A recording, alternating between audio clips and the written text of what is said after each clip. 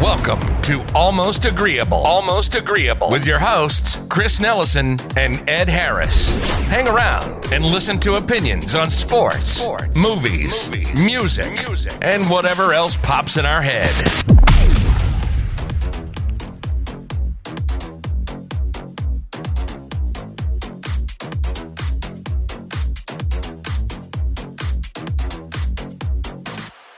All right, and welcome back to yet another episode of the Almost Agreeable podcast. With me, as always, is Ed. I am Chris. I did that backwards. Gotcha. This is week 14 of the NFL we're going into. About 3 weeks left in the NFL season. It's coming down to the nitty-gritty here. A lot of teams on the outside that we're looking in are just going to go ahead and probably remain on the outside. The wild card teams are in flux, but it's looking like we kind of know what we're looking at here. Your division leaders are pretty much, I'm not going to say set, but there's a couple divisions where you know that it's a long shot that anyone else overtakes the division. Yeah, we have a couple teams that have absolutely clinched, a couple teams that have clinched their division, that have clinched playoffs, and so really things are shaping up like they're becoming concrete. There's a couple, like you said, toss-ups, there's some things that could happen with these last 3 games of the season, but a decent amount of it. Actually, no, I wouldn't even say a decent amount of it. I would only say a couple teams are like set in stone. There could still be a lot of jumbling around with these wild card spots. Well, yeah, like I said, they're in flux. The Monday night game actually had major implications for a lot of the teams in the hunt in the AFC, right? You had 2 AFC teams play on Monday night. Both of them in the wild card. Yeah. Right? One of them trying to catch Pittsburgh. Had a good chance of doing it on Monday night. Came just a couple points short, then really quickly became 5 points short of that in odd fashion. But we'll get to that game. Yeah. We can take it all the way back. All the way back to Thursday. Seems so long ago. It does. But it is one of those forgettable games. It was back to like that beginning of the season Thursday night football feel where in the first few Thursday night games, it was like, why the fuck do we have Thursday night football? And then as we got to like later on, we were like, oh, hey, these are good games. I love that there's football on Thursday. It's great. And then this game was a classic example of like what we saw earlier in the season. Yeah, so really a rematch of the Super Bowl 2 years ago. Yep. And it was Patriots and Rams. It was like a shell of that Patriot team. There were so many memes, so many things about it. Just like, man, imagine only scoring 3 points. Hey, got him. Got him. So really, it is not as big of a game. I know the feeling, though, of like this exact feeling. It was the year after the Seahawks lost to the Patriots on that interception. The next year, or maybe it might have been the year after, but they played the Patriots and just stomped them.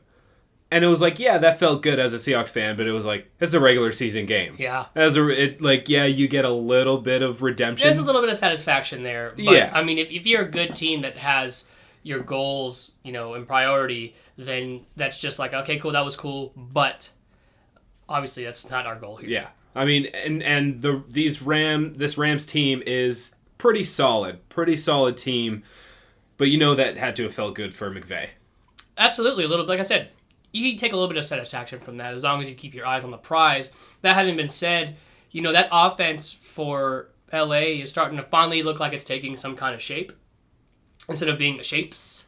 It's looking like it's coming into shape because the story this season of the Rams has been their defense.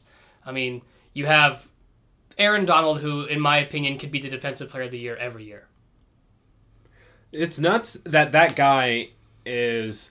like, he's this monster. He's this ripped dude. So you would imagine him to be like J.J. Watt, like 6'5", like some monstrous size. He's really 6 foot. It's not anything insane. He is just a beast out there. Right. Is it safe to say that the Cam experiment has failed? I don't think so. I don't think it's failed.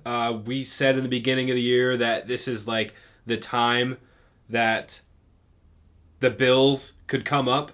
And we were not thinking the Dolphins at all. I don't think anybody was thinking the Dolphins at all. But this was the time that the Bills could come up and take that division, and, well, that's what they've done. But there are some real mishaps that happened with Cam this season that were just unfortunate, but that's just the way that the season was working out. COVID definitely sucked, so they dropped a couple of those, and then he just isn't looking... I don't know what the problem is with him, but I think they're doing, like, okay. I wasn't expecting them to be, like, leading the division. Like, making a playoff berth was expectable, but I wasn't sure how great he would be.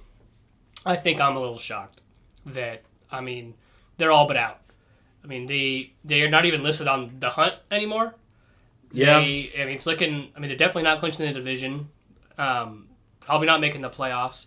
I can say, like we talked about in the beginning of the season, I definitely thought this was going to be like an under-the-radar move by Belichick, outsmarting everybody. And it just hasn't been that way. And I couldn't be happier because, personally, fuck the Patriots. I'm tired of this dynasty. I'm glad it's coming to an end. But who knows what the fuck's going to happen next year. Yeah. So enjoy it right now, people, while it's happening, the crumbling. Enjoy it. What do you think? This is like the Warriors last season? I don't know. Just taking a step back, like, yeah, whatever. We won our 3 and 4 years. We're gonna chill out for a little bit. Take a year. Do you think this could be that? I would say it would be, except, unfortunately, Clay is out for another season probably. Yeah. That really sucks. If it wasn't for that, I'd say maybe. Who knows? Bill Belichick, like I said earlier, is a genius. So that's why I'm enjoying this now. Like I said, I'm going to relish in this last few weeks of football where the Patriots are not going to make the playoffs. And I'll also, just to continue off that, fuck Tom Brady as well. Even though that team is, going to make the playoffs, he don't look good doing it, and I'm okay with that. So, everyone just enjoy what's happening.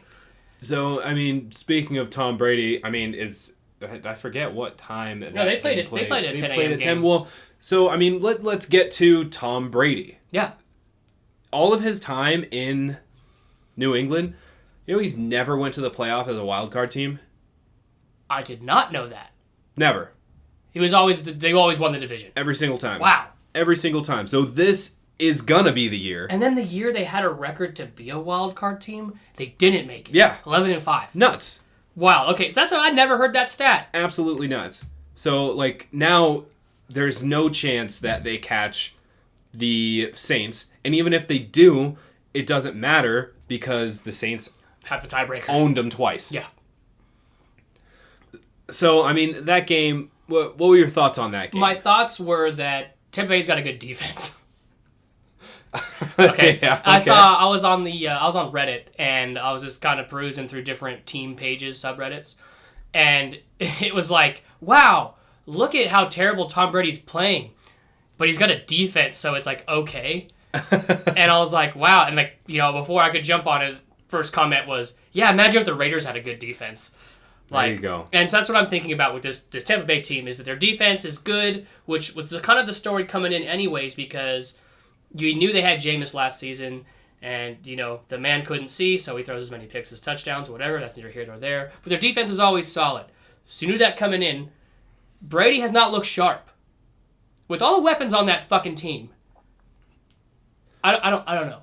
I don't think it's that he hasn't looked sharp. It's just been a couple of throws a game that he just misses. Straight up misses, and that magnifies for sure. Because it's Tom Brady. Because it's Tom Brady. But also, you can't have that in the playoffs. You can't have it in the playoffs. You can't do that. We already talked about this. I asked you this 2 weeks ago, I think. It was like, they're going in as a wild card probably. And so you have to think, again, to reiterate, 3 road games to get to the Super Bowl. You can't miss passes 3 or 4 a game in the playoffs like that on the road. You can't. And I think it's justifiably magnified. I think it's one of those overreactions. He misses some of these throws. You look at any quarterback, they're gonna miss a couple throws a game. Yeah, but now see Tom Brady. I am gonna, it's not an overreaction. If you're Tom Brady, then this is justified reaction. Okay. Everything's justified because it's Tom Brady. You have created this for yourself, this platform that you are on where you have been put up on a pedestal and all eyes are on you and they expect you to do well, especially when maybe you haven't come out and said it, but definitely are out to prove that you can win without Belichick. And you are not doing that with all the weapons that you came to. You came to this team for the head coach, who's a great coach, for all the weapons you have, and haven't looked crisp. There are, like, what was the game that they lost? Was it to the Chiefs that was at the end? Or was it to the Rams at the end? When he just was like, oh, is it 4th down? So that's like, that was this, I feel like that was the start of like, I don't think we were saying this about him before that. So this is why I think it's an overreaction. It starts with that, and then, now the magnifying glass is on him, like, now we're just blowing up every little thing that he does wrong. When he had a solid game. He had a solid game. He wasn't bad. He didn't do bad at all. He had a solid game. Look, I know we pride ourselves on trying to be as objective as possible. When it comes to the Patriots and Tom Brady, I simply can't do it. One does not simply be impartial to Tom Brady and Bill Belichick. Okay, fair. Okay. I was just ready to just have the biggest I told you so, because I was thinking the Vikings were going to win this game. I was just like... How disappointed were you? I was pretty upset. I was going to light it up on here because I had the Vikings winning this game. Well, I'll tell you what. I mean, in true Kirk Cousins fashion, didn't come to play in a big game. This Minnesota team is a team that, like we said at the top of the hour, needs to win this stretch of games in the end if they want to be in the playoffs. Yeah. And the NFC was, I'm not going to say wide open, but the opportunity was there. This goes back to the Tampa Bay defense. Like I said, the Tampa Bay defense kept them in that game, and Brady did just enough. And, he threw a good game, whatever, but those 3 or 4 or maybe even 5 throws that you miss, you can't do in the playoffs. And that's not the Tom Brady that we've grown up watching. He makes those throws, and you hate him for it. I think he makes those in the clutch. We're going to find out. We're going to find out. We're going to find out. We also had a doozy in the 10 a.m. hour. Did you have anything else to say? I mean, what's your doozy? I've got nothing else on that game. The Vikings were just flat. Flat, like Brady. Okay. Okay. The Bears just said, fuck you, Houston. Oh, that kind of doozy. That kind of doozy. Yeah. Okay. That was just... shocking. Honestly, yeah. Yeah, it was shocking. That was really shocking. Like, you look at the reaction of Deshaun Watson in that botched snap in the game last week, where they lost kind of on that play, and the dejection that he felt, and the I'm tired of losing mentality that he came out of that game with. Yeah. And then you get wrecked by Mitchell Trubisky, who is unfairly always compared to you because he was taken ahead of you in the draft. Yeah. Like, is this like a mentality thing happening in Houston, like where they're just the dejection just continued, and they're just like... So we kept saying, okay, yeah, Houston had one of the hardest schedules out there to start the year, and we just kept going in on that, but like that is true. I feel like that is true, but also the Texans are just not a solid team. Well, they're just not a solid team. I mean, they're now 4-9. They're losing to the Bears, who they still do have that pretty good defense. Pretty good defense. Good defense. And, I mean, it is unfortunate that they lost their number one receiver in Will Fuller and really do not have a lot of weapons on offense. And they fired a head coach this year, so the team's in disarray. Absolutely, but, man, like, you're getting blown out by the Bears. Right. The Bears are... I have never thought of the Bears, and I don't know if they've ever been the team that runs up the score on you. No, they're not. You want to know why?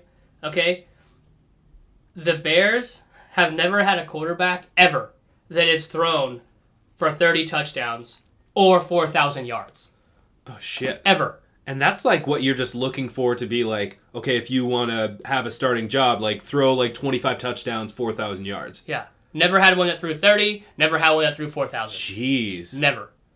So it just, I mean, it goes back to what we're talking, because we talked about Mitch Trubisky for a second, but that's all I need to say, is he's another quarterback on that long list of quarterbacks that have never thrown for 30 touchdowns or 4,000 yards in a season for that franchise. Yikes. And that's one of the oldest franchises in the fucking NFL. Yeah. They've always just been that defensive-minded team. I mean, the greatest defense of all time, that 85 Bears. So that's what they hang their hat on. That's what they're known for. Right. So it's an identity. Just strange to see them come out and blow out the Texans like that. Yeah, and they just kept scoring. Yeah. Also, another fucking blowout in the 10 a.m. slot. The Cowboys came to play. I think this was more Andy Dalton coming back to Cincinnati and wanting to put on a show. Man, Andy Dalton looked good that game. He did. He looked good. He looked all of the Red Rocket I'm used to seeing back in the Cincinnati days. He looked so confident. He was making some fucking dimes. He was throwing some dimes. For sure. Yeah. I mean, I don't know what else there is to say. It's unfortunate for Cincy. As soon as Burrow went down, we were just like, yeah, kind of call it. Yeah. Kind of call that season. Yeah, and just, I mean, every time we bring up Burrow's name, I just get angry at that organization. But Yeah. But yeah, I mean, I guess I was a little surprised that it was such a blowout, but because the Cowboys are also so bad.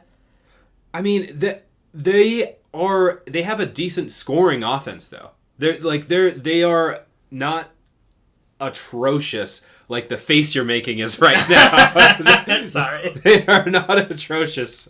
Like, they have put up a decent amount of points, but they can't put it together. I don't know if I agree with that. I don't know if I agree they're great. Maybe they were a great scoring offense when Dak was not dead. Okay, yeah, before Dak was dead. They were good. They were good. Offense. Yeah. But after that, it's just been... It's been up and down. It's not even been up and down. Okay, it's mostly been down, but this wasn't up. See, so it has been up and down. It was been down and then it's went up. And now it's boom, up and down. And then stop.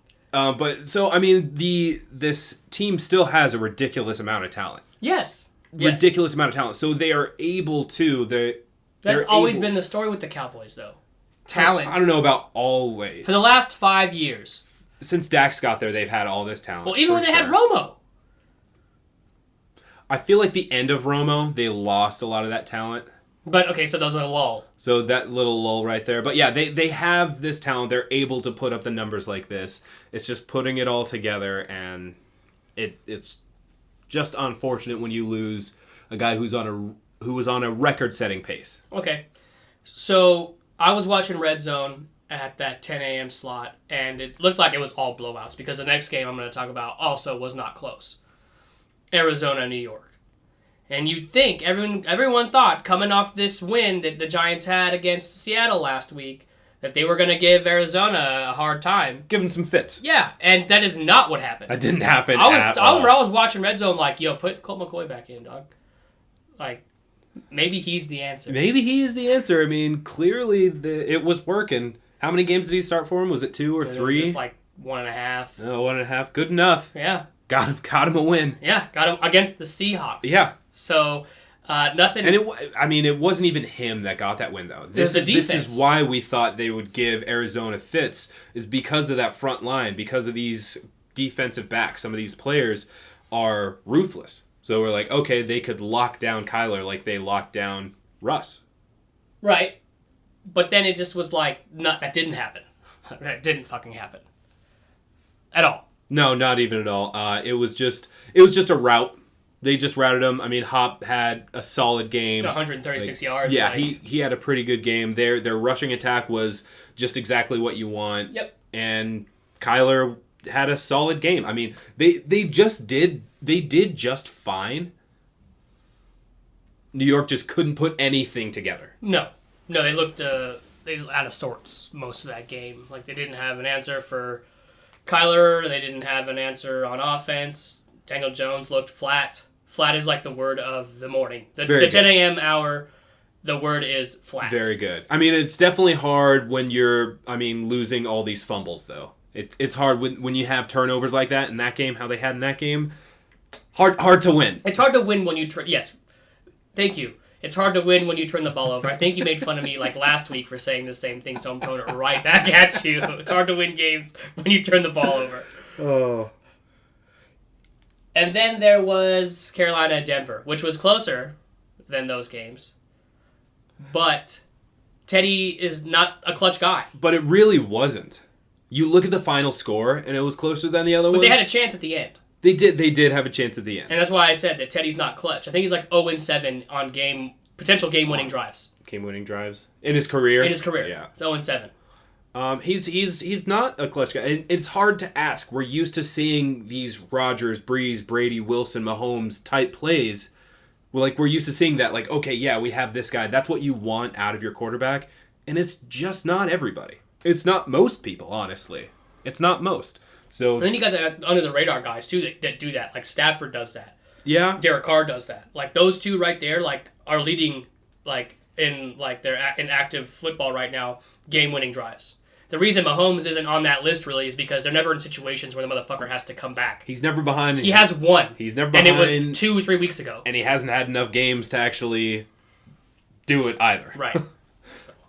But yeah, that game, Teddy, I don't know. Like, he looked meh, but Drew Lock looked good.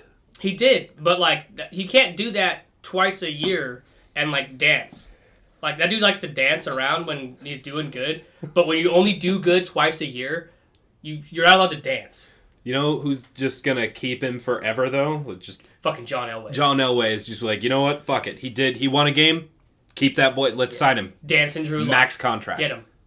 Good. I hope so. I hope Drew Lock is the quarterback of the Broncos moving forward, because then I'll still only have to worry about Herbert and Mahomes for 10 fucking years. Yeah, that's fine. It's fine. But yeah, Denver obviously don't need to say a whole lot. Like they're out of the playoff picture. They really don't have a whole lot going for them. Probably going to fire Vic Fangio at the end of the season. I hope so.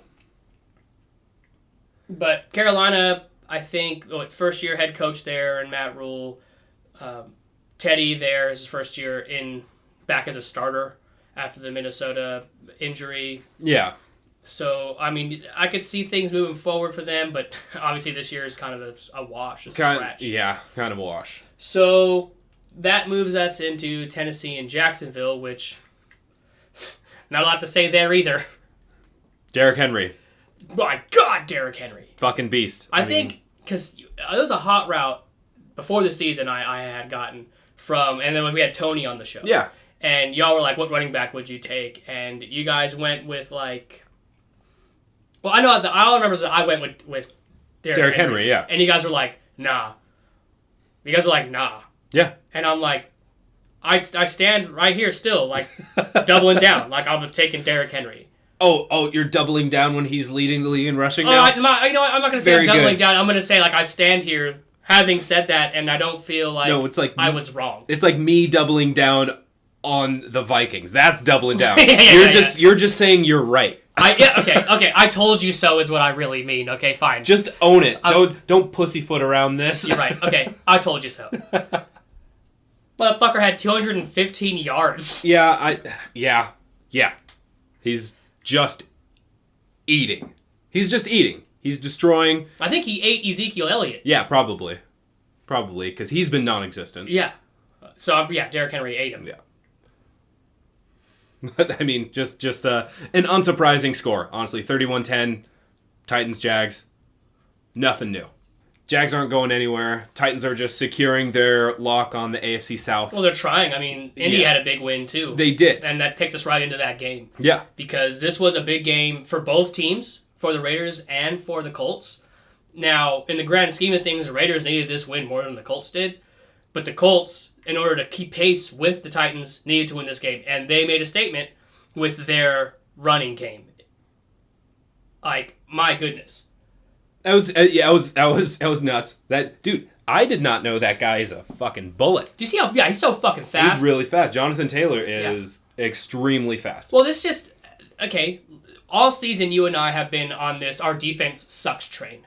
Okay, but you've seen that your defense has rounded a corner. They're starting to give up less points and less yards a game. If not less yards, definitely less points. Your defense is not the liability it was 5 weeks ago. Okay, the Raider defense is solidified with this loss as the worst fucking defense in the league, and they fired their defensive coordinator the next day. If you want to make that comparison, you'd have to, well, okay. Yeah, you guys let the Jets score 28. Yikes. Yeah. But the Falcons scored like 42. Yeah. So I maybe points wise, I'm not sure, but yardage, I'm pretty sure is still Seattle. Yeah. But it's points. I saw a stat about your points per game. Like if you looked at it, I saw a graph. It was like ceiling, middle of the room for points allowed for the Seahawks. Yeah. With the Raiders, it's just been it's an up graph. It's an up graph. It's up graph. Only going up. It's only getting worse. And so, I mean, I see this as like the Raiders' playoff chances, obviously, really not existent now after that loss, and especially with Cleveland losing the Monday night game. But that being said, firing a defensive coordinator, it's almost like throwing in the towel.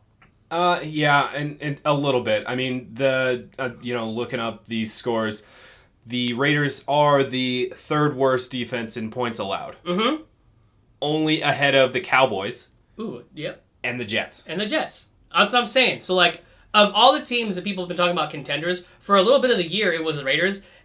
That stat right there shows what I've been saying for the last few weeks. Like, fuck no, pretenders. And I'm tired of this shit, but, I mean, see who they could bring in next year. We'll talk about that later. But yeah, Raiders' playoff chances take a big hit. Colts kind of keep pace with the Titans, so that's still a race in the AFC South. Yeah. I mean, you can't allow 30 points a game and expect to make a playoff or make the playoffs and then make a playoff run. Make a run, yeah. I mean, the offense can't have to play. We have to score a touchdown every drive. Yeah. The defense needs to step up as well, and that's been the story of the Raiders all season. Yeah. So, because the offense hasn't been a huge issue. There's been some hiccups, but the offense is in good shape. Yeah. But let's pop back to a game that we didn't talk about in the 10 a.m. slot. Chiefs-Dolphins. Oh, fuck. I did skip right over that. That was... Dude, Pat Mahomes threw more picks in that game than he had all season to that point. Yeah. He more than doubled his interceptions. Yeah. He also had a 30-yard loss. That would have been a huge statement win for the Dolphins. The Dolphins? They win that game. They're just like, okay, they have me on board. They would have everybody on board, of course. Like, well, yeah, they're the leader in the AFC right now. I mean, everyone had the Raiders on board if they almost beat the Chiefs. Yeah. So like if the Dolphins win that, it's like, yeah, fuck, we this is happening quicker than everyone imagined. It's still happening. I still am on board with the Dolphins, but I would have been way more on board if they had beat the Chiefs.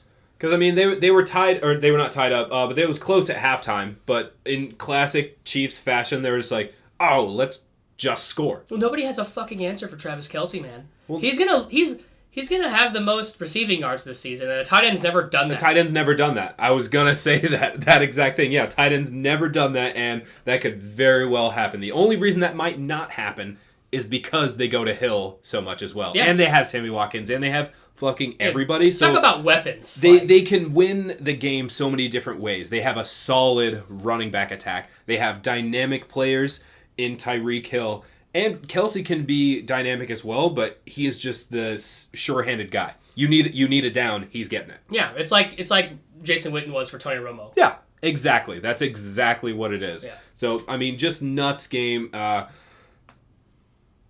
Pat Mahomes, I can't remember how many times this has happened, but at least a couple games ago, he was the leader in, like, interceptions dropped. So he statistically should have a lot more, but defenders are just dropping. They're probably so shocked, like, oh my god, I can get this, and then they don't have it. Yeah. So, I mean, it's not like his numbers are, not like they've never been done before. Right. Well, I mean, in the two picks he did have before this game, they were just bad throws. Mm-hmm. Like, they were bad throws. It's not like he's infallible. Exactly. He makes bad plays, too. But, I mean, and they're amplified, but so that's why it's a big deal. Like, he has 5 on the season, but, like, most quarterbacks already have, like, 7, 8, 9, 10. I mean, yeah, most starting quarterbacks have somewhere around 10. Yeah. Just right around there. So, all right, who do you want to move on to next? We can talk a little bit about the Jets and the Seahawks. Jets and Seahawks. That's a game you want. That's a bounce back game. It's a doozy. That's a doozy. That's a doozy. Definition of a bounce back game. Now, I'm not going to say that you or other Seahawk fans I know were worried, But, like, let's be real. You guys did not want to be the team that lost to the Jets, especially when they came so close to see it the week before. Look, Seattle has been fantastic since Russell Wilson has been there. They've been amazing since Russell Wilson's been there. Congrats to the guy. He now is the only quarterback to have 9 winning seasons, like, to start his career. Right. So, nuts. I mean, the guy's never had a losing season. He's also never had an MVP vote. He's never had an MVP vote. But it is unsurprising for Seattle to lose. Like, literally, they just lost to the Giants, and it was like, oh, well, whoops. I've seen this too many times to be, like, surprised. This is an absolute thing that could happen. You could Jets yourself. You were talking, that phrase was thrown around a lot the last 2 weeks, because first the Raiders played them, and you're like, you're going to Jets yourself. And then then the Jets themselves. Yeah. And then it was, the rest of the week was, you're going to Jets yourself. Yes. So, I mean, it's entirely possible. It was entirely possible, but that's just not how it happened at all. They played the game how they should have played against the Giants. They ran the ball. They established the run. Carson looked amazing. Carlos Hyde has just low-key been a fucking beast. It's so good to see those guys back. Yeah, fantastic to see those guys back. It changes the game when you can run the fucking ball. When you can run the ball. When Carson is on the field, it definitely changes the schemes that they actually can do. Yeah. But I mean, solid game for Russ, 4 touchdowns, and a nice bounce back to hopefully not lose to the Washington football team next week. Well, that's a team I do want to talk about here in a little bit, but let's talk about poor Detroit. I mean, Aaron Rodgers, okay, here's something I want to say about Aaron Rodgers really quick, because every week it seems like I talk shit about him, and that streak's going to continue here in week 14. Because I want to say that, like, his defenders always give me this shit like he's had no one to throw to ever.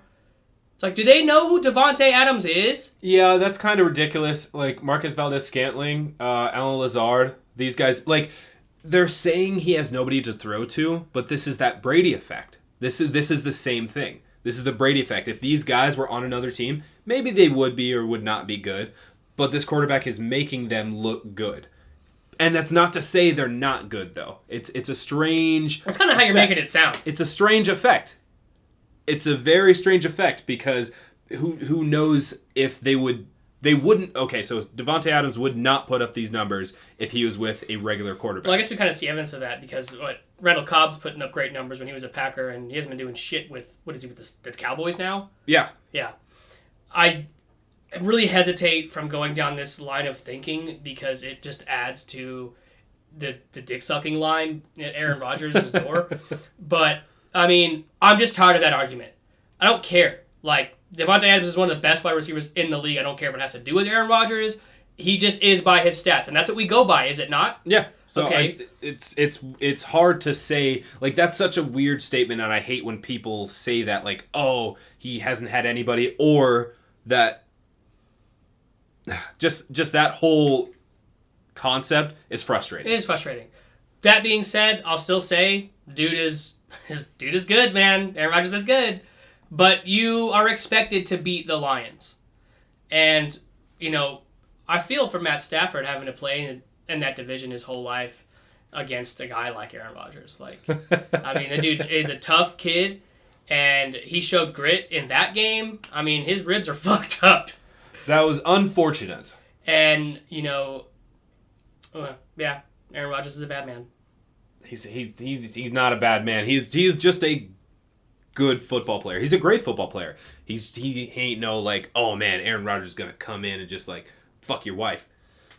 I'm sure a lot of Packer fans would love it if Aaron Rodgers fucked their wife. Probably. Yeah. Yeah, I said it. The Green Bay Cuckers. I love it. All right. Moving on. So, I mean, Aaron Rodgers wins that game, and what game is he looking at intently? Like, after he wins that game, what game is he watching after this? The Saints-Eagles. The Saints-Eagles. The Saints-Eagles, which, I mean, I saw this happening for two reasons. Bullshit. No. I didn't see the Eagles winning, per se. Okay. I saw the Saints losing. Like, it was only a matter of time before, like, okay, Taysom Hill. This isn't Drew Brees. This isn't the same Saint team, like, that we know. So it was a matter of time before a team played the fucking Saints and was like, yeah, Taysom Hill ain't beating us. It happened in a week where Jalen Hurts got the start. So all your schemes for Carson Wentz, they have to change now. We don't have a lot of film on Jalen Hurts because when the Eagles fucking play and they play him for a play and bring him right back out. Yeah. So it's a combination. It was the perfect storm of things. It was about time for Taysom Hill to play a team that could, scheme a defense at the same time with a quarterback that you didn't scheme for, an Eagle team that has talent but has been injured all season, that is desperate for a win. Like, this was the perfect storm. And it fucking happened. And I'm not going to say, I'm not trying to say I called it. I'm just saying, I wasn't super surprised when I looked over. I was surprised when it was 17-0. I was like, what the fuck is going on? And then, but after the game was over, I was like, yeah, I could see that happening. I could rationalize it. Putting all those things together makes sense. But it's you look at the Saints' losses now this year. It's the Raiders, the Packers, and now the Eagles. Right. So kind of a team in every tier. Yeah. So it's a team in every tier that they lost to. So how do we gauge the Saints now? I don't think... It's weird because the fucking Saints defense the last 4 or 5 weeks has been their moneymaker. Their breadwinner. So it's they didn't show up against the Eagles this week, which, okay, whatever, they had a bad game. But also, there isn't a Drew Brees here to really gauge this loss. Can I easily say that the Saints would have won with Drew Brees? No, I cannot. But I can also say that you game plan differently when you don't have your starter. So I can't gauge this loss in the big grand scheme of things. The Raider loss early in the season, second week of football, you can rationalize that. Packers, led by Aaron gonna fuck your wife Rodgers, you can see that loss. This one I can't gauge on a scale that indicates what this team is. They're still an 11-3 team. That's 10. A 10-3 team. So that's gonna have to speak for the Saints right now. And they have a big game next week. Chiefs. Big game. And they just came out and said they're not gonna rush Drew Brees back onto the field. Yeah. So we'll see what happens at that game. I'm pretty interested in that game. I don't know. Well, coming into that game, you really needed to win this one against the Eagles. Yeah, that's You really true. needed to. That's true. Because if you're going to drop one of those 2 games, don't drop it to the team you should beat. Yeah, that is a big one. Classic Raider mistake. All right, so definitely a stunner. Definitely the biggest upset of the week. Right. I would say so. That was kind of nuts. And then the last of our afternoon games are 1:00 games because we're on the West Coast. Right. Falcons, Chargers, Washington, and San Francisco. I don't know, man. Washington's defense. If you want to take both of those games and look at them, you have one game where it's who cares who wins this game? But it was still a thriller. It was a thriller. And the Chargers get it, right? And whatever, Chargers coming on to a short week. They got a game Thursday. So it's what the Chargers are playing for now is not so much anything. Obviously, they've been eliminated from playoff contention. But it is more of the fact that to get confidence in their rookie going into next year. They're going to show off what Herbert can do. Right. They want to see what he can do, right. rather. So you get a big win against an MVP in Matt Ryan and a Falcon team that in the last few weeks has shown that they're not going to roll over, even though they're not making the playoffs.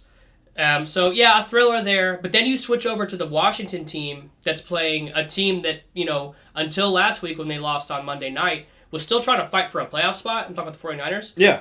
The Redskins are trying to fight for their division. As bad as it is, they have a great defense. They didn't score an offensive touchdown in that game. And yet, they're in the fucking NFC East, so it doesn't fucking matter to me. 6-7. Leading it, and they're probably gonna run away with it now. They're probably gonna win it because I think they have left to play the Seahawks, Chargers, and Eagles again. Yep. So it's seems like they win one of those games, they'll be okay. But if they drop a game and the Giants win out, the Giants have already beaten them twice. Yes. So they own that tiebreaker. So they go in at 8-8. Yeah. It's not like these other teams where it's they own the tiebreaker, we still get a wild card. No one in this fucking division is getting a wild card. No. So, my bet for getting a tattoo is looking less and less likely. Almost non-existent. I think you're safe, yeah. Almost non-existent You're now. safe. So, they haven't fully been eliminated yet. It's not looking good. But it's not looking good. The percentage is, negligible. It's nothing. No. Then that takes us to the Sunday night game. Pittsburgh and Buffalo. And I'm going to tell you right now, Josh Allen took it very personal when Juju was dancing on the logo. He did. Took it personal. He did. He was Jordan. I took that personally. So I took that personally.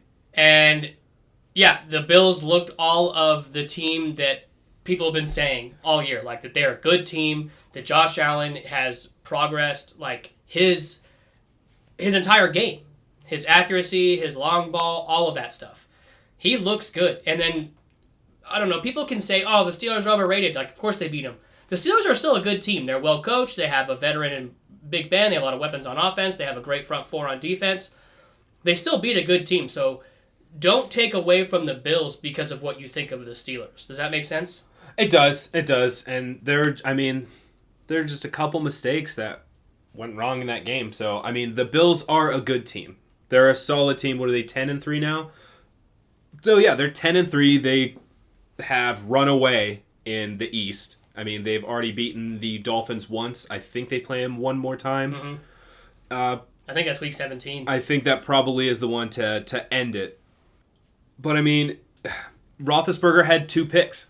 So One was a pick 6 before the half. Yeah, and that changes the entire momentum of the game.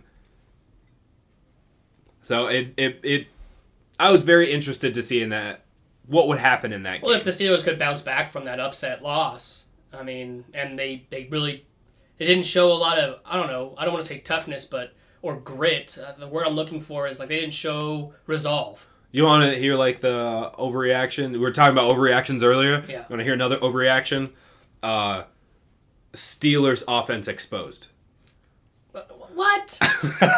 Steelers 15 points. If we're gonna go down that route, we can just say that the Steelers offense has been exposed all season, but they still just win because no one on that team can escape the drops. No one can actually catch a ball like successfully. Everyone on that team has had like a game where they just dropped everything. Yeah. And more often than not, it's fucking Ebron. But so that's the overreaction. We should start doing that overreaction of the week. I like that. Let's do that. Yeah. Even though we're only got 3 weeks of football left. We'll keep it going. Okay. We'll keep it going. All right. So the Monday night game, we'll conclude with that as far as Week 14 goes. The Monday night game, maybe one of the best games I've watched all season. This game reminded me of the Chiefs. I know what you're going to say. The Chiefs-Rams game Yes. a couple of years ago on Monday night. Yeah. Just a high scoring of 2 great teams. Because let's be real, the Cleveland Browns this year are a really good team. And if they would have won that game last night, I would have said they were a great team. They're solid. It's just, I'm big on stats, big on numbers, and it's so, I don't know why it's concerning, but it is a little concerning that their point differential is still negative right now with 4 losses. They're 9-4, and they have a negative 20 point differential. So when they come out and they can't do anything, they really can't do anything. They lose by a lot. They lose by a lot. So if they can't put it together, or they win by a little. It's both of those that is happening. They're winning by a little and losing by a lot. Right. So it's very concerning that you can't come out there. Every game to them is important. Every game is a nail biter. So it's never like you're getting these bounce back games to make you feel comfortable. So it's concerning in the long run. Right. And going down the stretch. You put up 42 points, but you also give up 47. Yeah. The fourth quarter was just nuts. I remember, I was watching it upstairs, went to go downstairs to turn on the PS5 and just put the game on my phone. And in that time frame, there were 2 touchdowns scored. And I was like, what the fuck just happened? Yeah, it was wild in that fourth quarter, particularly the last 5 minutes. Yeah, I had no idea what happened. It was strange. I got the update. It was like, okay, watch this game. It's a close game. Baltimore just went ahead. And I put it on and it's like, all right, Cleveland's now tied. Yeah. And then it's just Baltimore needed this game.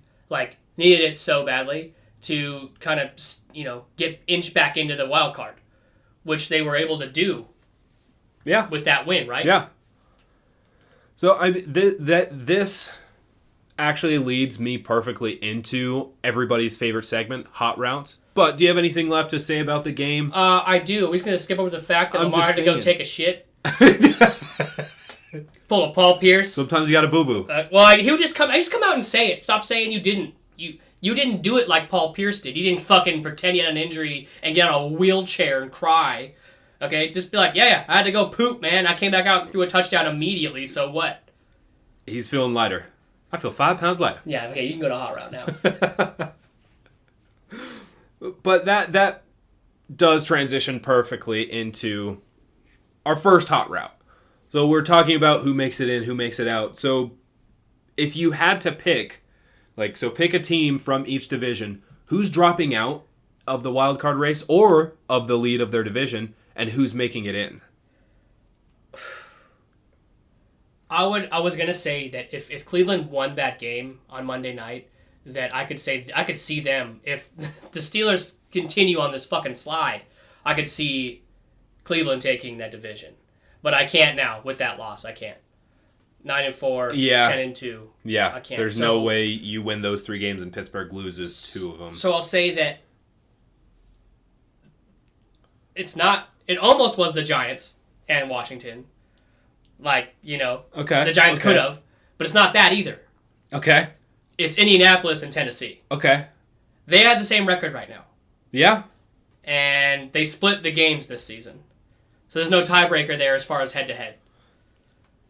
But coming down the stretch here, Indianapolis is just looking really good. And Tennessee, God forbid something happens. But, I mean, they have Derrick Henry. They have Ryan Tannehill. But that's just, to me, I can see the Colts leapfrogging. Okay. I dig it. Fucking weird question. I hate you. All right. Hot route number 2.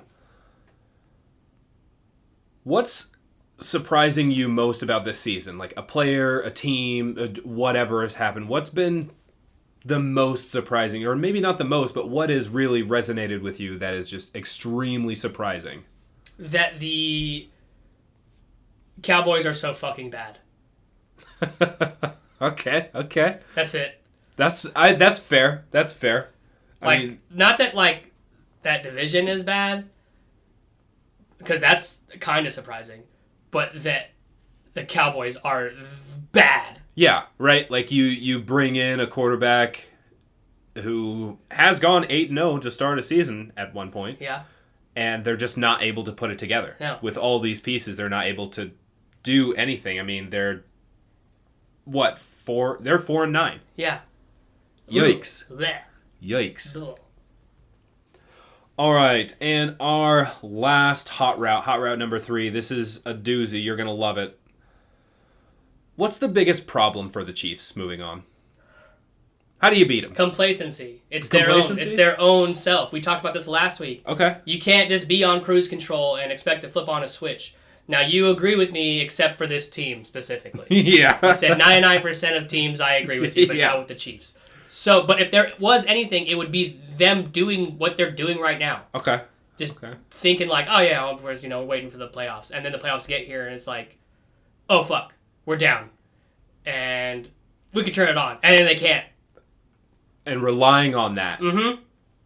can really, destroy your season. It's happened to some of the best teams in all sports. Yeah. I mean, look at what was it? Was it the Saints coming off the Super Bowl win?